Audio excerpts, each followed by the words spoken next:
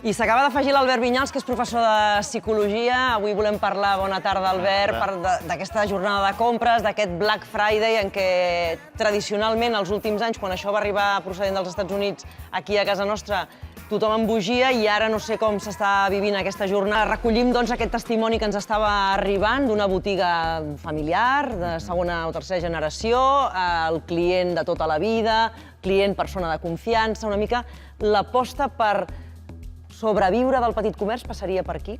Clar, és molt bon exemple perquè, ja ho comentava, a Casanovas, la part de l'especialització que t'ofereix el comerç de proximitat. Una altra cosa que veiem és el que li diem màrqueting experiencial, que no és res més que viure una experiència en el punt de venda. Vull dir, pot ser anar a un mercat i tenir una experiència directa en conèixer el producte d'on te surt, com l'especialització que et donaran aquestes persones a l'hora d'assessorar-te per una càmera.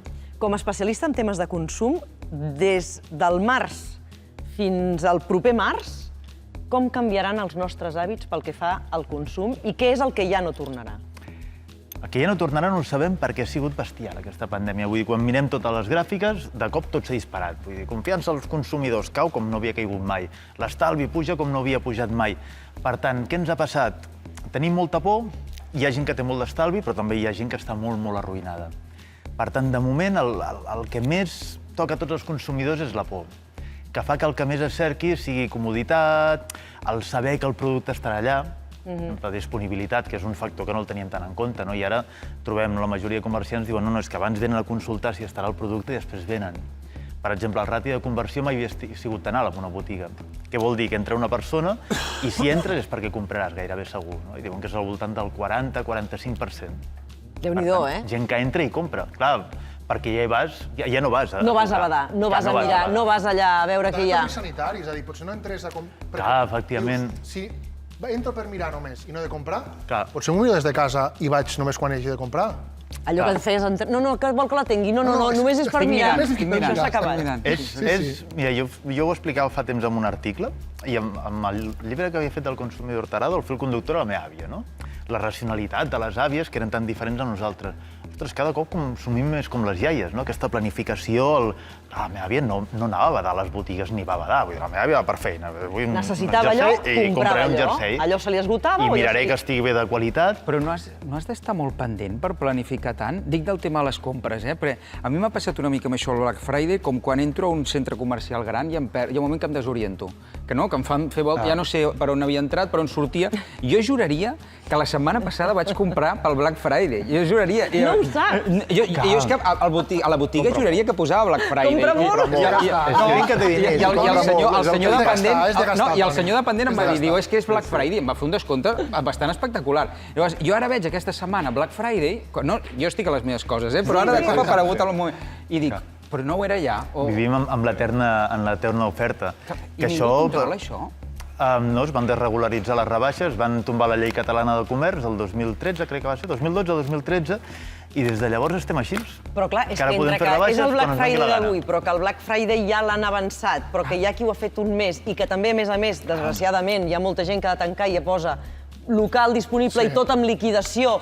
Llavors allà ja fan unes rebaixes bestials. La sensació d'estar en un moment de grans descomptes... Mira, el que ens anàvem trobant, quan anàvem analitzant els consumidors i els comerços, feia ja 2 anys que el gran problema era que es seguia venent bastant, però amb marges molt baixos. Per tant, després, quan miraves el benefici, queia. Ja portàvem 2 anys que anàvem dient, ostres, està molt polaritzat el comerç, vull dir, hi ha gent d'aquests més especialitzats que els hi va molt bé, el món online, alguns els hi va molt bé, però perquè són molt grans, si no, no els hi aniria tan bé. I després nosaltres estàvem fatal perquè havien de rebaixar molt. Clar, ha arribat un punt que és l'única solució per molta gent, tot i que després, quan preguntes als comerços que realment els hi ha anat bé millor aquest any, cap diu que sigui per les rebaixes. Bé, les rebaixes estan, em sembla, de l'última enquesta que vam fer amb Escodi, era el desè motiu per al que els hi ha anat bé. Per què diuen que els hi ha anat bé? Per al que parlaven ara. Aquest tracte emocional, més proper, proximitat... Teràpia també a l'hora d'anar a una botiga, converses amb aquella persona de confiança que és la teva veïna... No us sembla que han tancat molta botiga? Proximitat, un experiment que no té cap tipus de cosa científica, però jo farà no gaire setmanes vam començar a caminar de plaça Espanya fins a plaça de Sants, pel carrer de Sants, que diuen que és un dels carrers comercials més grans d'Europa, no? I vam començar a veure locals en traspàs de lloguer Vam començar-los a comptar i de plaça Espanya a plaça de Sants vam comptar una quarantena de locals Mare meva. amb traspàs de Allà, lloguer. que és un lloc. Clar, I jo penso, llavors, ha baixat, no, en teoria? Evidentment, mira, i aquest Nadal és com la prova de foc, perquè pensem que per molts comerços, per al comerç, al voltant del 20% de benefici anual és el Nadal.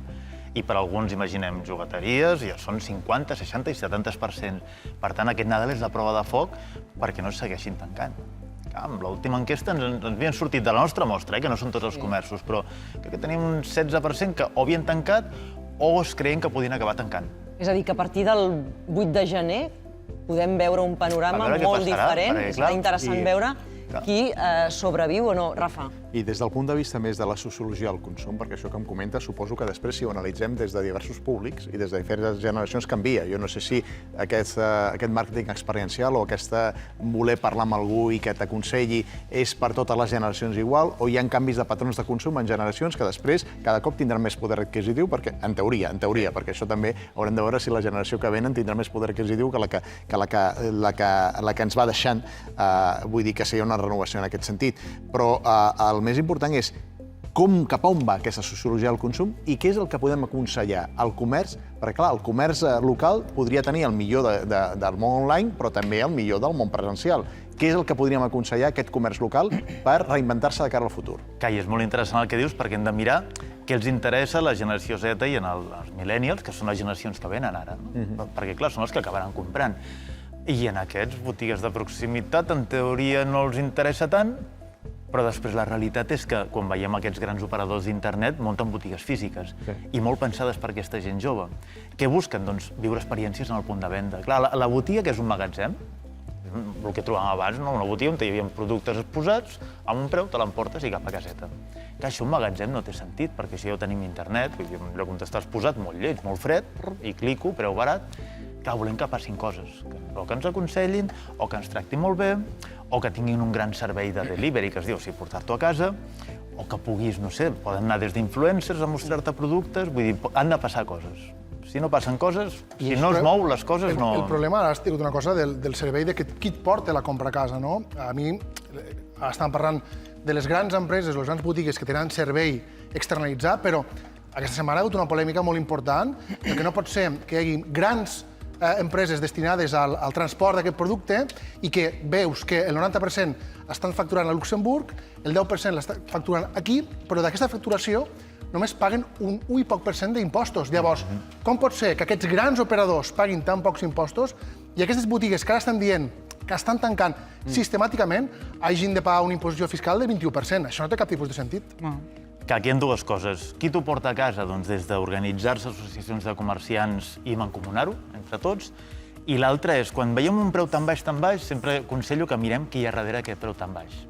I pot haver-hi coses com aquestes grans empreses que tots coneixem, el gran operador d'internet, que està pagant voltant del 0,8% d'impostos aquí. Perquè al final, si comprem nosaltres, és a dir, una cosa que sociològicament el Rafa segur que ho sabrà més que jo, però quan comprem un producte hem de mirar qui hi ha al darrere. És a dir, si invertim aquells diners en vida personal, a vegades potser no ens hem de fixar pel gran descompte, que també, sinó perquè aquests diners al darrere hi ha un comerciant que podrà tirar endavant. Això està molt bé, però quan tu construeixes una societat low cost, com l'estàs construint, és molt difícil que algú miri què hi ha darrere. És a dir, si al final una persona té problemes per arribar a fi de mes perquè és mileurista, perquè ha de pagar el lloguer, que és astronòmic, perquè ha de pagar la llum, que és astronòmica, ha de pagar tot, clar, després que li demanis aquest esforç, sembla una mica per nens bé, per niños bien. Fa no gaire anys, fixeu-vos que hi havia és una contradicció, no? Hauríem de fer-ho, però també és cert que estem construint una economia quasi de la supervivència. Tenim una espècie de doble llenguatge amb això, jo crec que ho hem d'assumir. Quan no fa un any, 2, 3, van començar a tancar locals que dèiem emblemàtics de Barcelona, com per exemple el Colmado Quílez o alguns altres, i tothom esgarrant-se les vestidures, però no hi anàvem a comprar o diguéssim, hi havia una gravació sobre aquest tipus de comerç que és molt més important i que no es pot assumir a nivell d'un comerciant petit que no pas un comerç gran. Llavors, a mi a vegades el que em falta és una mica, a part de les lleis, moltes de les coses que estem explicant ara és legislació. És a dir, per tant, votem els polítics que votem, tenim les majories que tenim i després passa el que passa. Però després hi ha una falta d'orientació. És a dir, saps com? Jo crec que hi haurien d'haver, que potser existeixen, i això ho sabràs tu millor que jo, potser existeixen aplicacions que ens orientin una mica de tot això. És a dir, per exemple, jo ara pensava, com que cada 2 per 3, pel que ens deien, poden fer campanyes com el Black Friday o de rebaixes, etc., pot haver-hi una aplicació que em digui, mira, aquesta setmana estan de rebaixes a tals llocs o a tals altres. Això n'hi ha, i n'hi ha inclús aplicacions per temes més de consum conscient. Però encara consum més conscient, de dir, ostres, què hi ha darrere d'aquest producte, si aquesta marca és més ètica, entre cometes, o no. Albert, què et sembla aquest exemple? Per exemple, una empresa, Misako, una empresa de bosses, que a través d'Amazon es dona a conèixer al món i alhora manté el seu petit comerç amb botiga de barri. És una eina més, clar, Amazon t'ho facilita molt, i t'ho poden facilitar per al volum que té, el gran que és, i el que deia, també, els que es paga o no es paga d'impostos, Amazon al país. Però sí, és una eina molt útil. I a vegades, per la dificultat, per exemple, parlar amb un amic de fer una idea d'Amazons més locals, que ja n'hi ha algun, n'hi ha un que em sembla que es diu Quilòmetre Cat, per exemple, que és un Amazon més local, però és que costa molt fer-ho des de zero. Clar, aquests ja és una plataforma tan gran que automàticament ja està en el cercador de Google. Fer-ho des de zero és molt dificultós. I com canviarà si això cada vegada té més tirada, que tot apunta que ha vingut per quedar-se, i potser per anar creixent aquest mercat, com canviarà la fesomia de les ciutats? Clar, per això hem de flexibilitzar també molt lleis de comerç, no? Dius, a veure, volem un comerç més experiencial. Què podem fer? Clar, sona molt maco, això. Fem comerç experiencial, però què significa això? Això, per exemple, significaria fer comerços híbrids, on tinguis un comerç, on també hi hagi una cafeteria. I si començem a fer coses d'aquestes, o que es pugui fer música, ja que no es pot tocar enlloc. No, l'altre dia passava per un carrer on hi havia, com deies tu abans, Toni, tants locals disponibles que pensava, a les grans ciutats, fins quan es permetran el tenir carrers amb botigues buides, amb un cartell que posa es lloga, es passa, o local disponible. Rambla Catalunya, vaig fer la reflexió. Amb botigues buides locals, perquè les úniques que existeixen, abans parlava del carrer de Sants, pots anar a Gran de Gràcia. Rambla Catalunya. Gran de Gràcia, per dir allò de competència entre Gràcia i Sants, o pots anar a Gran Via de Madrid i el que queden que són les multinacionals, no? Però fixa't, jo no sé fins a quin punt, jo entenc el quilòmetre zero, entenc l'economia local, però jo no sé fins a quin punt tornar a una mentalitat que és autàrquica, no? De dir, no hem de consumir el que consumim aquí, autosuficient.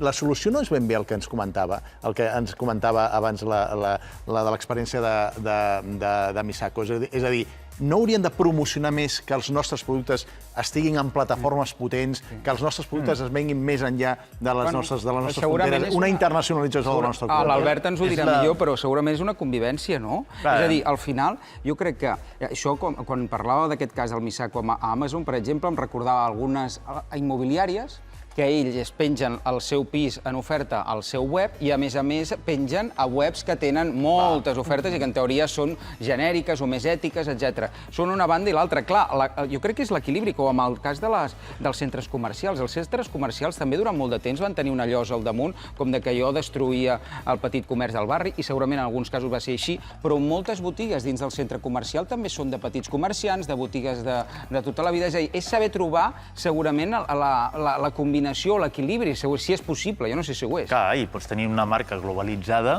on te treballi d'una forma ètica i crítica. Però precisament estem parlant d'Amazon, que és molt ètic, és a dir, insisteixo, a nivell de fiscalitat no pot ser que aquesta empresa Amazon, que està instaurada aquí a la zona metropolitana, però que el 90% del seu capital el gestiona i el fiscalitza a Luxemburg, i que el 10% restant ho fa a l'estat espanyol i que paga una imposició de l'1,3% d'impostos. Llavors, acabo. Per les lleis, fem lleis que no pugui passar això, ja està. I Europa sanciona. Per això va en contra del petit comerciant. És a dir, no pot ser que un petit comerciant pagui un 21% per fer aquella compra i hi hagi un paquet. Sí, però que va en contra. Jo vull dir que estem d'acord tots, però va en contra mentre els polítics els deixin. Europa està sancionant. Això és el que és desastre, vull dir. Sabem que els polítics tenen responsabilitat, però qui ha tancat la finestra cada vegada més és el comerciant. No, però que l'exerceixin, la responsabilitat. Perquè en aquest cas jo crec que la societat hem pres una consciència que no teníem fa uns anys, perquè no ens enganyem. Qui d'aquí no ha comprat a Amazon alguna vegada? Potser l'Albert. No ho sé,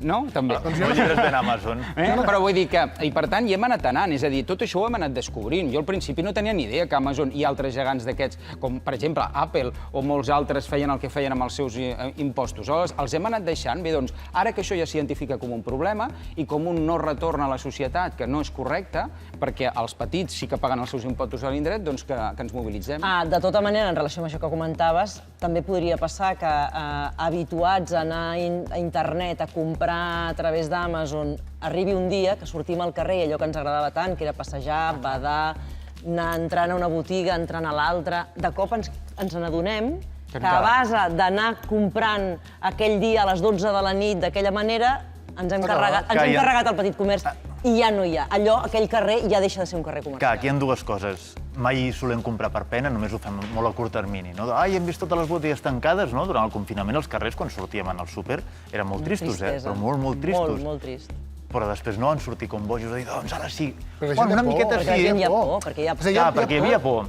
Però sanitària. igualment hem seguit consumint. Però hi ha dues coses. Com deies, legislació, 100%. Vull dir, les bosses de plàstic no les hem deixat... Ajudar el petit comerç. Clar, ajudar-lo de veritat i coses com les bosses de plàstic no les van deixar d'utilitzar perquè tothom es conscienciés, perquè va haver una llei dura Sí, senyor. i tothom I va fins que seguir-la. no hi ha la llei- Per tant, efectivament, com dius, legislació i I saps què ens Però pot ajudar, ajudar perdona, molt? però Canviar el jo repeteixo, canviar el xip perdona, jo del ritme. repeteixo, Només dir una perdona, cosa, és que era una canviar pregunta el que xip... tenia. Piulada final molt sobre el ràpid, tema piulada, Black molt Friday. ràpid. Canviar el xip del ritme que portem al cap. És a dir, que no ens faci res que si anem a una botiga o una llibreria, per exemple, no ens tenen el llibre per avui. I que Molt ens el bé, poden clar, tenir en tenir un una dia mica o més de dos. paciència, I ja està. clar que sí. De Sí, fet, però jo quan compres a fe- través sí. d'Amazon també triga un parell de dies, et pot trigar Si no tens un... el teu Prime. El que passa... No volia dir. És que ja no sé si dir marques o no dir...